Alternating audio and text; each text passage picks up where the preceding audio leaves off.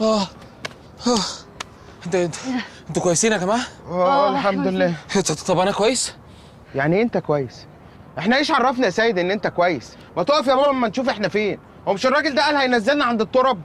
ما تقلقوش يا جماعه، احنا غالبا كده نزلنا يا في التجمع الخامس يا اما في الشيخ زايد، بس قبل ما تتعمر، فعشان كده صحراء. ايوه صح، احنا في التجمع تقريبا. اللي هناك ده شارع ال90 والداون تاون في وشك، شايفه؟ ايوه صح.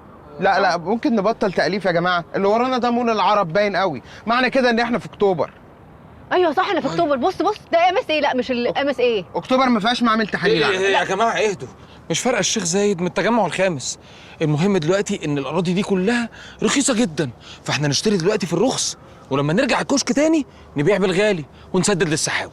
انت محسسني يا سيد ان احنا رجعنا 100 سنه لورا. احنا يا دوبك رجعنا 7 سنين، يعني برضه هتلاقي المتر ب 5000 جنيه يا سيد. المشكله مش في كده يا جماعه، المشكله ان احنا معناش بطايق نحجز بيها الاراضي. صح فعلا. سبحان الله ما جمع الا لما وفق، والله العظيم فعلا دماغكم ذكيه جدا.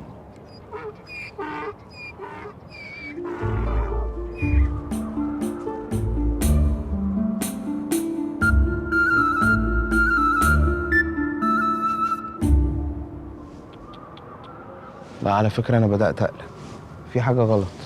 الراجل ده شكله غريب. لا ما ممكن يكون بدوي عادي، احنا في صحراء برضه يا فخر. لا البدو ما بيلبسوش كده يا ماما، البدو بيلبسوا لبس تاني، الراجل ده لبسه غريب. يا جماعه انتوا ليه مصرين تقلقوا نفسكم؟ مفيش قلق ولا حاجه، الراجل لا شكله غريب ولا لبسه غريب. ايوه صح، ما انت مش مستغرب يا سيد لان انت بتلبس اغرب من كده. ممكن يا بابا تسمعني؟ افهم يا سيد، الراجل معدي لا مؤاخذه لابس شيبه ميكرو يا سيد. طب وايه المشكله يا فخر؟ ممكن يكون عنده تسلخات. ما تفكر ثانيه يا اخي، في ايه؟ فكر ثانيه يا سيد. انت ليه مصر تقلقنا يا فخر؟ انا اصلا مخنوق ومتوتر. ما تعياش عليا، هديك بالقلم، ما تقعدش تعمل. هديك بالقلم اظبطك. خلونا نشوف هنعمل ايه، لازم نشوف ميكروباص معدي من هنا نركبه عشان نروح التراب. خلاص هندور دلوقتي. انا متوتر يا ريتاش. ما تقعدش تعي. انا بقول لك ايه ده؟ ايه اهو بقول لك يا فخر. انتوا مين وبتعملوا ايه ورا قصر الملك خوفو؟ امنعوا الضحك. ايه اللبس الغريب اللي انتوا لابسينه ده؟ انت اللي لابس كده ليه؟ وبعدين بتزعلنا ليه؟ انا مش فاهمه. لا اهدى يا لا ريتاش. بيزعلنا يا سيد. لا يا ريتاش اهدى يا ريتاش، بدل ما اقتلك عشان انا متوتر. عشان اللي في دماغي ده لو طلع صح يبقى احنا رحنا في 60 داهيه يا جماعه. بعد اذن حضرتك يا فندم، ممكن سؤال واحد بس عشان انا هعيط والله. اسأل. هو حضرتك احنا سنه كام؟